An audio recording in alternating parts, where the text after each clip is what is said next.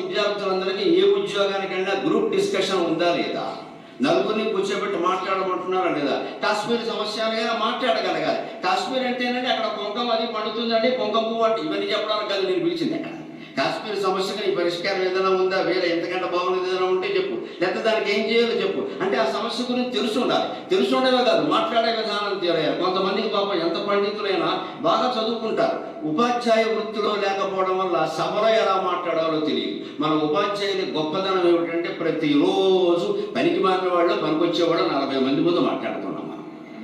పైగా ఎట్టి పరిస్థితుల్లో ఎవ్వడూ బయటికి ఎవరు చచ్చిపోతారు, బయటికి వెళ్తే ఉండడం మళ్ళీ మనం హాజరేస్తాం అక్కడ. అమ్మో ఇప్పుడు మళ్ళీ గంట కాదురా, ఎక్కడ పోతాడో తప్పించుకుందుకు వీళ్ళ సభలోంచి జనం వెళ్ళిపోయే అవకాశం ఉంది, క్లాసులోంచి వెళ్ళే అవకాశం లేదు. ఇక్కడ చచ్చినట్టు వింటాడు. ఆ చచ్చినట్టు వినేవాళ్ళ దగ్గర 30 ఏళ్ళు పనిచేసిన వాడు ప్రవచనకర్త అవ్వడం ఆశ్చర్యం ఉందండి. అందుకే నేను అయ్యాను.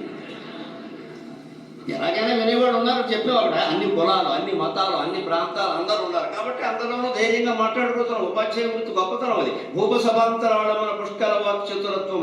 ఏ కార్యాలయంలో ఎవరికి పదోన్నతి రావాలన్నా కాస్త ముందుకు దూసుకెళ్ళాలని ఎవరికి ఇస్తారండి?